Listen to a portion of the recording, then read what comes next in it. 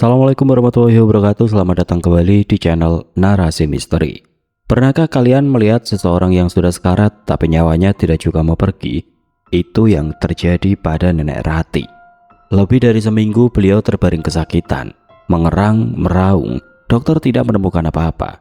Tidak ada penyakit, tidak ada organ yang rusak. Tapi beliau tersiksa tanpa henti, siang dan malam. Sampai akhirnya keluarganya menemukan kenyataan yang tidak pernah mereka bayangkan sebelumnya. Ternyata Nenek Rati menyimpan sesuatu di dalam tubuhnya selama puluhan tahun, dan sesuatu itulah yang tidak mau melepaskannya pergi. Lalu dari mana pertolongan itu akhirnya datang? Jawabannya ada di cerita ini, dan saya jamin kalian tidak akan menyangka. Ini kisah tentang ilmu yang tidak bisa dibawa mati. Tidak usah berlama-lama lagi, langsung saja kita mulai ceritanya.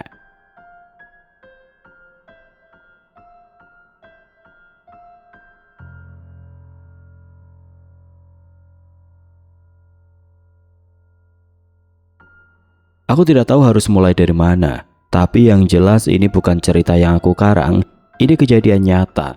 Aku sendiri yang menyaksikannya dari awal sampai akhir, dan sampai sekarang kalau aku mengingatnya, ada rasa tidak nyaman yang sulit aku jelaskan. Namaku Diman. Waktu kejadian ini berlangsung, aku sudah bekerja di kota, tapi saat Abah menelpon dan bilang bahwa Nenek Rati sakit, aku langsung pulang ke kampung tanpa pikir panjang. Kampung kami ada di pedalaman Jawa Tengah, jauh dari jalan besar, jauh dari keramaian. Untuk sampai ke sana harus melewati jalan sempit yang diapit sawah di kanan kiri. Kalau malam, satu-satunya cahaya hanya dari rumah warga dan langit yang kadang berawan. Aku tiba di rumah menjelang Isya. Begitu masuk, suasananya sudah terasa berbeda. Tidak ada yang ngobrol, tidak ada suara televisi. Kakek duduk di kursi kayu dekat pintu, menunduk. Abah berdiri di dekat kamar, mukanya pucat. "Nenek, sudah seminggu begini," kata Abah pelan saat aku masuk. Aku langsung ke kamar. Dan yang aku lihat di sana sampai sekarang masih membekas. Nenek Rati terbaring di tempat tidur, tubuhnya gemetar, bukan gemetar kedinginan, tapi gemetar seperti menahan sesuatu yang sangat berat dari dalam. Matanya terbuka lebar melotot ke langit-langit. Gerahamnya gemetar keras, terdengar jelas di kamar yang sunyi itu. Sesekali dia menangis, bukan menangis pelan, tapi meraung seperti orang yang menahan rasa sakit luar biasa. Lalu tiba-tiba diam. Lalu meraung lagi. Yang paling membingungkan, Nenek Rati tidak bisa menyebutkan bagian tubuh mana yang sakit. Setiap kali ditanya, dia hanya menggeleng atau mengerang, seperti sakitnya ada di mana-mana sekaligus, tapi tidak ada di satu tempat yang bisa dituju. 2 hari sebelum aku pulang, Abah sudah memanggil dokter dari puskesmas kecamatan. Dokternya memeriksa cukup lama, tekanan darah, detak jantung, suhu tubuh, semua dicek. Hasilnya tidak ada yang mengkhawatirkan secara medis. Tidak ada infeksi, tidak ada tanda-tanda penyakit dalam, tidak ada yang bisa menjelaskan kenapa Nenek Rati bisa sampai seperti itu. Dokter hanya bilang mungkin kelelahan dan stres di usia tua. Dia meresepkan obat penenang dan vitamin, tapi setelah obat itu diminum, kondisi nenek tidak berubah sama sekali. Sejak itu, Abah dan beberapa tetangga mulai bergantian duduk di sisi Nenek Rati setiap malam. Mereka membacakan surah Yasin. Doanya sederhana, semoga nenek sembuh, atau kalau memang sudah waktunya, semoga nyawanya segera dicabut agar beliau tidak terus tersiksa. Tapi tidak ada yang berubah. Hari berganti hari, nenek tetap seperti itu. Malam itu setelah semua tetangga yang datang satu persatu pamit pulang, tinggal aku, Abah, dan kakek yang ada di kamar. Kakek duduk di tepi tempat tidur, memegang tangan istrinya dengan erat. Abah berdiri di dekat pintu, sesekali mengusap wajahnya. Aku duduk di pojok kamar, memandang wajah nenek. Ada yang aneh. Sakit seperti ini yang tidak bisa dijelaskan oleh dokter, yang tidak merespon obat, yang sudah berlangsung lebih dari seminggu. Rasanya bukan sekedar penyakit biasa. Aku belum tahu, tapi perasaan itu sudah ada sejak aku pertama kali melangkah masuk ke kamar ini. Perasaan itu belum pergi bahkan setelah aku memindahkan kursi dan duduk lebih dekat ke tempat tidur nenek. Kakek masih memegang tangan istrinya. Abah berdiri di ambang pintu diam, tidak ada yang bicara. Satu-satunya suara yang mengisi kamar adalah nafas Nenek Rati yang terdengar berat dan tidak teratur. lalu terdengar ketukan pelan di pintu depan. Abah keluar untuk membukanya. Tidak lama, dia kembali ke kamar bersama seorang lelaki tua berperawakan kecil tapi tegap. Rambutnya putih semua, mukanya penuh kerutan, tapi sorot matanya masih tajam. Itu kakek Bandi, orang yang paling dituakan di kampung kami. Beliau memang sudah beberapa hari ikut duduk bersama warga yang menjenguk nenek. Tapi selama itu dia lebih banyak diam dan mengamati. Malam ini rupanya dia datang dengan tujuan yang berbeda. "Ayo duduk dulu di ruang tengah," kata kakek Bandi pelan. "Ada yang perlu aku ceritakan." Kami bertiga mengikutinya. Kakek sedikit berat untuk meninggalkan sisi istrinya, tapi akhirnya ikut juga. Kakek Bandi duduk di kursi yang paling dekat dengan lampu. Wajahnya serius, tapi cara bicaranya tenang. "Kalian tahu tidak, dulu Rati itu bukan perempuan biasa." Kakek menunduk, sepertinya beliau sudah menduga ke arah mana pembicaraan ini. Kakek Bandi melanjutkan, katanya semasa muda Nenek Rati adalah perempuan yang paling dikenal di kampung ini. Cantik, disegani, dan punya kemampuan yang tidak dimiliki sembarang orang. Beliau belajar ilmu kanuragan, ilmu yang didapat bukan dari buku atau guru biasa, tapi dari laku bertapa. Waktu itu aku langsung teringat sesuatu. Waktu aku masih kecil, ada beberapa kali nenek tiba-tiba pergi dari rumah selama beberapa hari. Tidak ada penjelasan yang jelas. Aku hanya dibilang nenek sedang ada keperluan. Ternyata malam itu aku baru tahu kebenarannya dari kakek Bandi. Nenek Rati pergi bertapa di kaki Gunung Merapi untuk menuntut ilmu. Ilmunya dia pakai untuk bantu orang, bukan untuk yang macam-macam. Dia lalu bercerita tentang dua kejadian yang masih diingat warga lama di kampung ini. Yang pertama, ada seorang warga yang kesurupan cukup parah. Sudah beberapa orang pintar dari luar kampung dipanggil, tidak ada yang berhasil. Nenek Rati datang, tidak membawa apa-apa yang istimewa. Dia hanya minta segelas air putih, membacakan sesuatu di atasnya, lalu diminumkan ke orang itu. Kurang dari setengah jam orang itu sadar, bicara normal, seperti tidak terjadi apa-apa. Yang kedua lebih berat. Ada perempuan muda yang tiba-tiba jatuh sakit aneh. Kepalanya terasa sangat lembek kalau dipegang. Seluruh tubuhnya lemas total, tidak bisa berdiri, tidak bisa duduk, hanya bisa terbaring. Belakangan diketahui perempuan itu terkena guna-guna dari pemuda yang pernah melamarnya tapi ditolak. Pemuda itu rupanya minta bantuan orang lain untuk menyakiti perempuan yang menolaknya. Nenek Rati menangani kasus itu dalam waktu kurang dari setengah hari. Caranya tidak seperti yang dibayangkan orang. Dia tidak mencari tahu siapa pengirimnya, tidak memanggil siapa-siapa. Dia langsung memerintahkan jin yang bersarang di tubuh perempuan itu untuk kembali ke orang yang menyuruhnya. Beberapa hari setelah itu pemuda tadi jatuh sakit dengan gejala yang persis sama. Keluarga si pemuda panik dan langsung datang ke Nenek Rati minta tolong. Nenek tidak marah, tidak panjang lebar. Dia cuma bilang satu kalimat, "Suruh dia minta maaf dulu." Keluarga pemuda itu mendatangi keluarga perempuan yang pernah diguna-gunai, meminta maaf dengan sungguh-sungguh. Sore itu juga mereka minta maaf, dan malam harinya pemuda itu sembuh. Ruang tengah hening setelah kakek Bandi selesai bercerita. Lalu beliau bicara lagi, kali ini lebih pelan. "Ilmu seperti itu tidak bisa dibawa mati begitu saja. Kalau tidak dikeluarkan dengan cara yang benar sebelum orangnya pergi, orang itu akan tersiksa di penghujung hidupnya, susah meninggal. Ini pernah terjadi dulu, dan yang biasa menangani kasus seperti ini, ya Rati sendiri." Tidak ada yang menjawab. Kakek menatap meja. Abah mengusap wajahnya pelan dan aku hanya duduk, mencerna semua yang baru saja aku dengar. Masalahnya sudah jelas, tapi tidak satupun dari kami yang tahu caranya menyelesaikan masalah itu. Keheningan di ruang tengah itu tidak langsung pecah. Semua orang masih menyimpan kata-katanya masing-masing. Dari kamar sesekali masih terdengar suara Nenek Rati mengerang. Tidak keras, tapi cukup untuk mengingatkan kami bahwa waktu tidak bisa terus dihabiskan untuk diam. Kakek Bandi yang pertama bicara. "Ada satu orang yang mungkin bisa bantu, namanya Ki Sabdo. Dia tinggal di kecamatan sebelah, tidak terlalu jauh dari sini." Abah mengangguk pelan. "Aku pernah dengar namanya. Sudah banyak kasus berat yang dia tangani. Bukan orang sembarangan. Kalau ada yang bisa bantu Rati, kemungkinan besar dia." Lanjut kakek Bandi. Ruangan kembali sunyi sebentar. Lalu Abah dan kakek hampir bersamaan menoleh ke arahku.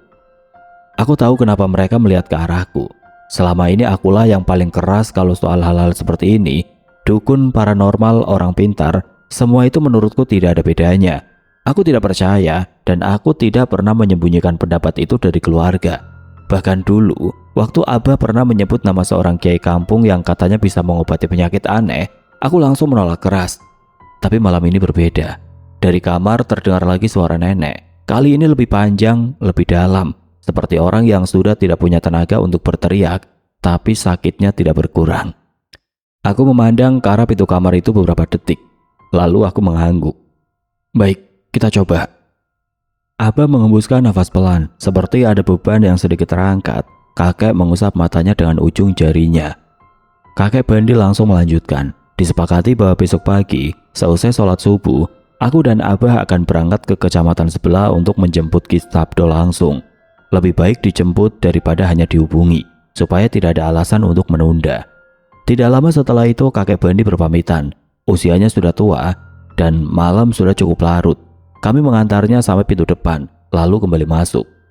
Bertiga kami bergantian masuk ke kamar nenek. Tidak ada yang benar-benar tidur malam itu. Kakek duduk di kursi di sisi tempat tidur, sesekali menggenggam tangan istrinya. Abah duduk di dekat pintu, kepalanya kadang tertunduk, lalu tegak lagi. Aku mengambil kursi kecil di sudut kamar. Entah jam berapa aku akhirnya tertidur di kursi itu. Yang aku ingat tiba-tiba aku terbangun karena suara erangan Nenek Rati mengeras. Lebih keras dari biasanya, aku langsung tegak, jantungku berdegup kencang. Nenek masih di tempat yang sama, tubuhnya gemetar, matanya terbuka. Kakek sudah terbangun duluan dan kembali memegang tangannya. Aku tidak bisa berbuat apa-apa selain bangkit, mendekat, lalu menggenggam tangan nenek dari sisi yang lain. Tangannya terasa dingin dan sedikit kaku, tapi aku tidak melepaskannya. Aku hanya duduk di sana, menunggu pagi. Di kepala satu pertanyaan terus berputar. Apakah keputusan yang aku ambil tadi malam sudah benar? Apakah Ki Sabdo benar-benar bisa membantu? Aku tidak tahu jawabannya. Yang aku tahu hanya satu, aku tidak bisa terus diam dan membiarkan nenek tersiksa seperti ini. Pagi harus segera datang. Pagi datang lebih cepat dari yang aku harapkan. Adzan subuh baru saja selesai berkumandang ketika aku dan Abah sudah berdiri di depan pintu. Masing-masing mengenakan jaket tebal. Kakek memilih tinggal. Beliau tidak mau meninggalkan sisi Nenek Rati terlalu ramah. Udara di luar dingin sekali, bukan dingin biasa, dingin yang langsung menusuk begitu pintu dibuka. Nafas kami keluar seperti uap tipis. Dedaunan di halaman masih basah oleh embun. Aku sempat masuk lagi ke dapur untuk mengambil minum dan melihat minyak kelapa di dalam botol kaca sudah membeku menjadi padatan putih. Itu pertanda suhu semalam turun cukup drastis. Kami berangkat dengan motor, aku yang membawa, Abah di belakang. Jalanan kampung masih sepi, hanya sesekali terlihat warga yang baru pulang dari masjid, berjalan pelan sambil menunduk menahan dingin. Lampu jalan di kampung kami memang tidak banyak, jadi sebagian besar perjalanan awal hanya diterangi lampu motor. Di belakangku, Abah bersenandung pelan. Aku tidak langsung mengenali lagunya, tapi lama-lama aku bisa menangkap sebagian syairnya. Bacaan sholawat. Abah memang begitu, kalau sedang dalam perjalanan yang berat, bukan karena kebiasaan, tapi karena memang itu yang membuatnya tenang. Aku memilih diam dan fokus ke jalan. Perjalanan memakan waktu hampir 1 jam saat kami tiba di kecamatan sebelah. Matahari sudah mulai naik dan cahayanya mulai menghangatkan udara. Kami berhenti di warung kecil pinggir jalan untuk menanyakan alamat Ki Sabdo. Ternyata nama itu sangat dikenal di sana. Ibu penjaga warung langsung mengangguk begitu nama Ki Sabdo disebut, dan tanpa diminta dia langsung memberikan petunjuk jalan yang jelas dan rinci. Di perempatan berikutnya kami bertanya lagi pada seorang bapak tua yang sedang menyapu halaman. Hasilnya sama, beliau langsung tahu dan langsung menunjuk arah tanpa ragu. Tidak butuh waktu lama setelah itu untuk menemukan rumahnya. Rumah Ki Sabdo ukurannya cukup besar untuk ukuran kampung, catnya hijau muda, masih terlihat cukup baru. Yang paling mencolok adalah halaman depannya. Di sana berdiri sebuah patung kerbau berwarna hitam, ukurannya hampir setinggi lutut orang dewasa, dengan patung bocah penggembala kecil duduk di punggungnya. Tidak ada hiasan lain, hanya patung itu berdiri di tengah halaman yang bersih dan rapi. Aku dan Abah turun dari motor, Abah yang mengetuk pintu. Beberapa saat kemudian pintu terbuka, Ki Ki Sabdo orangnya tidak seperti yang kubayangkan sebelumnya. Usianya mungkin sekitar 60-an. Tubuhnya tidak terlalu besar. Dia mengenakan sarung kotak-kotak dan surjan, baju adat Jawa Tengah yang dibiarkan tidak terkancing dengan kaos putih di dalamnya. Rambutnya pendek, sebagian sudah memutih di bagian pelipis. Yang langsung aku perhatikan adalah cara bicaranya. Ramah tapi tidak basa-basi. Abah menjelaskan kondisi Nenek Rati dari awal. Ki Sabdo mendengarkan dengan serius, tidak menyela, sesekali dia mengangguk pelan. Setelah Abah selesai bicara, Ki Sabdo langsung menjawab, "Baik, saya akan datang sebelum zuhur." Tidak ada negosiasi, tidak ada pertanyaan tambahan yang berlebihan. Hanya itu, kami berpamitan dan langsung pulang. Di perjalanan balik, aku tidak banyak bicara. Pikiranku sudah kembali ke rumah, ke kamar nenek, ke suara erangan yang masih terngiang di telingaku sejak semalam. Tepat seperti yang dijanjikan, Ki Sabdo tiba di rumah kami sebelum waktu zuhur. Aku melihatnya turun dari motornya dan melangkah masuk dengan langkah yang tenang dan tidak terburu-buru. Aku berdiri di dekat pintu, memandangnya masuk. Ada harapan yang muncul, tapi di saat yang sama, ada juga sesuatu yang membuat dadaku tidak sepenuhnya lega. Ki Sabdo tidak langsung masuk ke kamar begitu saja. Dia berdiri sebentar di ruang tengah, meletakkan tasnya di kursi lalu mengeluarkan sebuah kain kecil berwarna coklat tua. Dia lipat kain itu rapi dan selipkan ke saku surjanya. Baru setelah itu dia mengangguk ke arah Abah, tanda dia siap. Kami masuk ke kamar bersama-sama. Ki Sabdo berdiri di sisi tempat tidur, memandang Nenek Rati beberapa saat. Tidak lama, mungkin hanya 10 detik, tapi ekspresinya berubah dalam waktu itu. Tadi di ruang tengah wajahnya masih terlihat tenang, sekarang rahangnya mengencang, matanya menyipit seperti orang yang sedang membaca sesuatu yang tidak tertulis di mana-mana. Dia tidak berkomentar, langsung membuka tasnya dan mengeluarkan perlengkapan satu persatu. Pertama, sebuah perdupaan kecil dari tanah liat. Lalu kemenyan berbentuk bongkahan kecil berwarna kuning kecoklatan dan beberapa batang dupa. Semuanya dia letakkan di lantai, tepat di bawah tempat tidur Nenek Rati. Dia nyalakan kemenyan dan dupa itu bersamaan, lalu meniupnya pelan sampai bara merah menyala stabil dan asap tipis mulai mengepul naik. Bau kemenyan langsung memenuhi kamar. Ki Sabdo berdiri, lalu mulai membacakan mantra dengan suara rendah. Tidak keras, tapi bibirnya bergerak jelas. Setelah beberapa saat, dia meletakkan telapak tangannya di atas kepala Nenek Rati. Dengan hati-hati, disitulah sesuatu mulai terasa berbeda. Wajah Ki Sabdo yang tadinya tegang berubah menjadi sangat serius. Keringat dingin muncul di dahinya, padahal kamar tidak panas. Tangannya yang menempel di kepala nenek mulai bergetar, bukan gemetar halus, tapi getaran yang terlihat jelas, seperti orang yang sedang menahan beban berat dengan satu tangan. Dia mengertakkan giginya, nafasnya mulai terdengar. Lalu dia mundur selangkah dan terduduk di lantai, nafasnya tersengal. Dia mencoba lagi bangkit kembali ke sisi nenek. Kembali membaca, kembali meletakkan tangannya, hasilnya sama. Beberapa menit kemudian dia kembali terduduk, kali ini bahkan lebih cepat dari sebelumnya. Setelah 3 kali mencoba dan 3 kali gagal, Ki Sabdo membuka tasnya lagi. Yang dia keluarkan kali ini berbeda, sebuah keris, panjangnya sekitar 30 cm. Bilahnya berlekuk, gagangnya terbuat dari kayu gelap dengan ukiran berbentuk kepala naga kecil di ujungnya. Keris tua itu terlihat jelas dari warna bilahnya yang tidak lagi mengkilap. Ki Sabdo memegang keris itu dengan kedua tangan, lalu mulai membaca lagi di dekat kepala nenek. Pelan-pelan, keris itu mulai bergetar di tangannya. Bukan karena tangannya gemetar, tapi getaran itu terasa berasal dari keris itu sendiri. Hampir bersamaan, bau wangi yang tidak jelas asalnya tiba-tiba muncul di kamar. Bukan dari kemenyan, bukan dari dupa, baunya berbeda. Lebih segar, seperti bunga, tapi tidak ada bunga di kamar itu. Ki Sabdo mulai mengerahkan keris itu ke arah kepala nenek, perlahan sambil terus membaca. Keris itu bergoyang ke kiri dan ke kanan di tangannya, dan tangan Ki Sabdo mengikuti gerakan itu seperti sedang mengarahkan sesuatu yang tidak bisa dilihat mata biasa. Tiba-tiba tubuh Ki Sabdo terpental ke belakang. Bukan terjatuh pelan, tapi benar-benar terdorong keras sampai punggungnya membentur dinding di sudut kamar. Keris itu ikut terlempar dan jatuh di sampingnya. Ki Sabdo terduduk di lantai dengan nafas yang sangat berat. Keringat mengalir deras dari dahinya membasahi pelipisnya hingga ke leher. Kamar sunyi. Beberapa detik tidak ada yang bicara. Aku, Abah dan kakek hanya berdiri memandanginya. Ki Sabdo mengambil nafas panjang beberapa kali sebelum akhirnya bicara. Nenek ini punya susuk di tubuhnya. Saya tidak tahu persis di bagian mana, tapi jin yang menjaga susuk itu sangat kuat. Jauh di atas kemampuan saya. Dia diam sebentar lalu melanjutkan.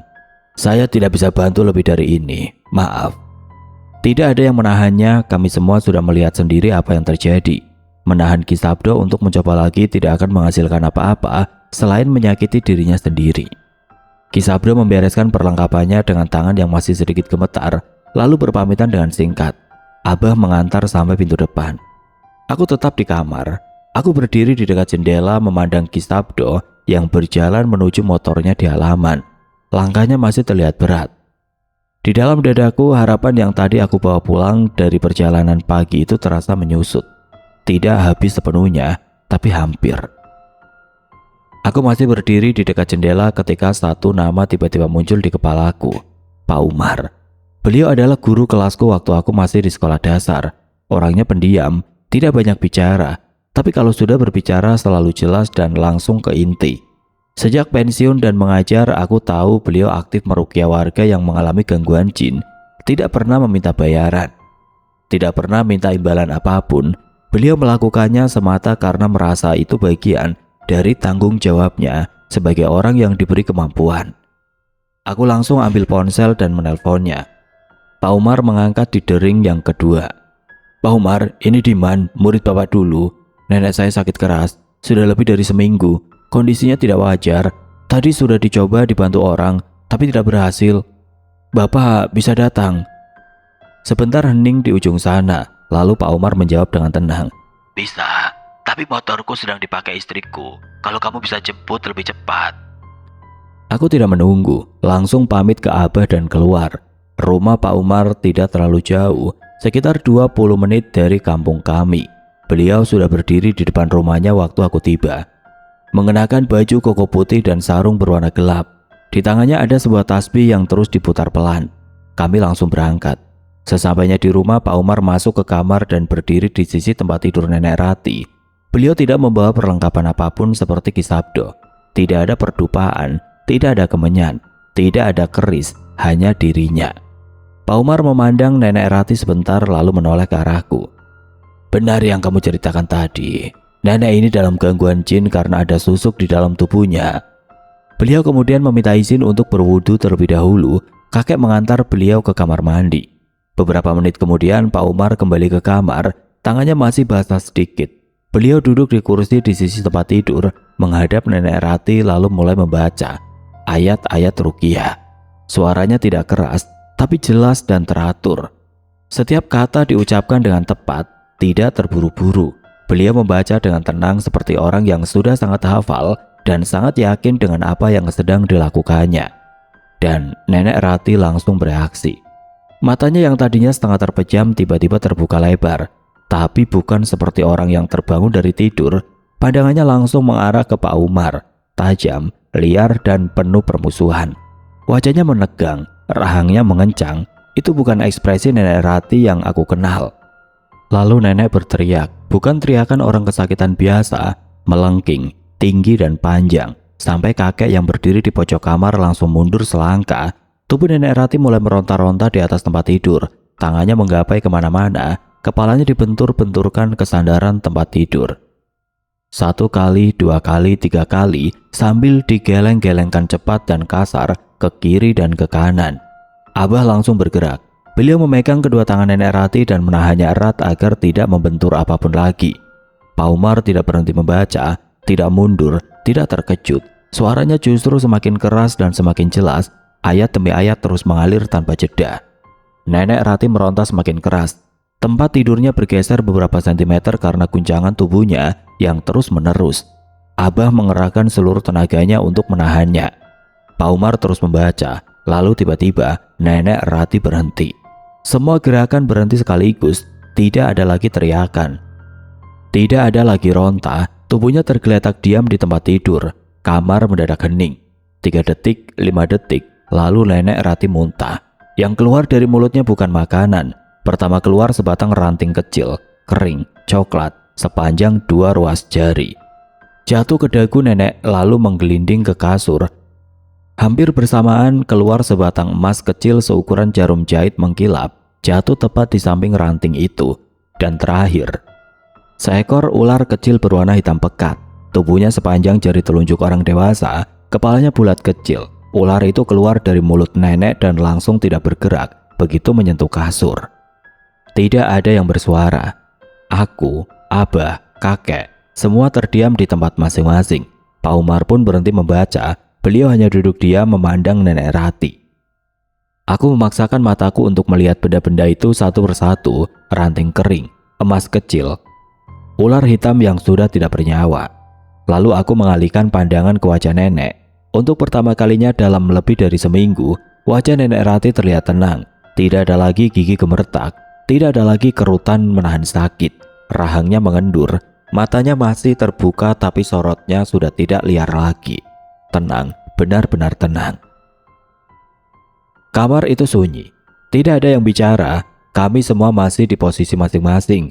Abah memegang kedua tangan nenek, Pak Umar duduk di sisi tempat tidur, kakek berdiri di pojok kamar, dan aku di ambang pintu.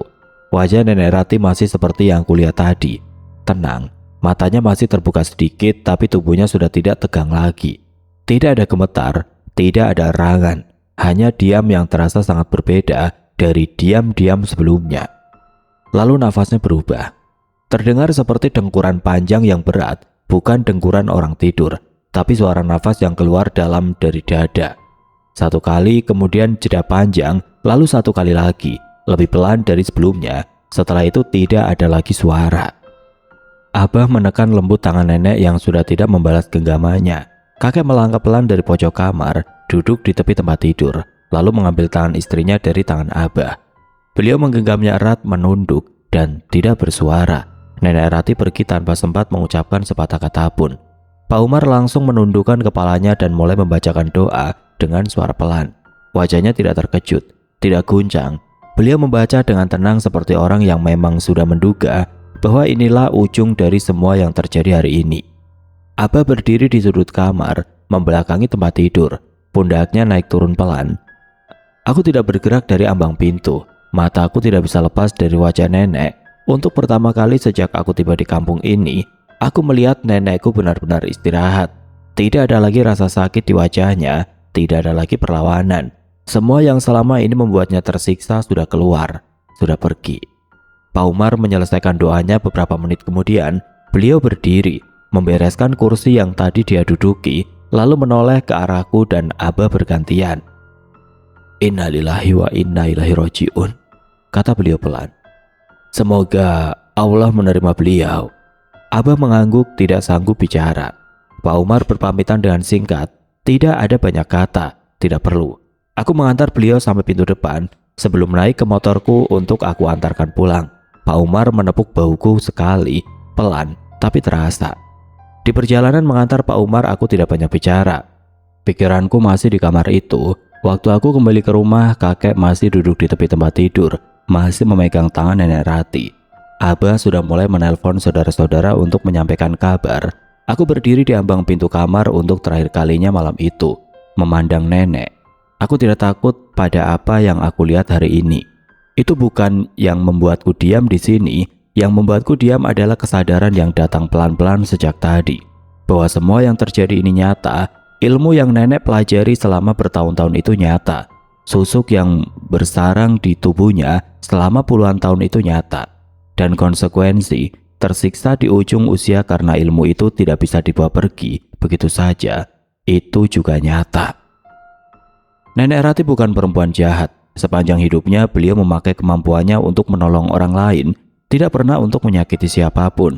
Tapi ilmu itu tetap punya aturannya sendiri, dan aturan itu tidak perlu seberapa baik niat pemiliknya. Di penghujung hidupnya, tidak ada ilmu duniawi yang bisa menolongnya. Ki Sabdo sudah mencoba dan menyerah, yang akhirnya bisa membawa nenek pergi dengan tenang hanyalah seorang pensiunan guru tua, yang tidak membawa apa-apa selain air wudhu dan bacaan ayat-ayat Allah. Aku menarik nafas panjang, lalu pelan-pelan melepaskannya. Semoga nenek tenang di sana. Begitulah kisah Nenek Rati, perempuan yang sepanjang hidupnya menolong orang lain, tapi di penghujung usianya justru tidak ada yang bisa menolongnya.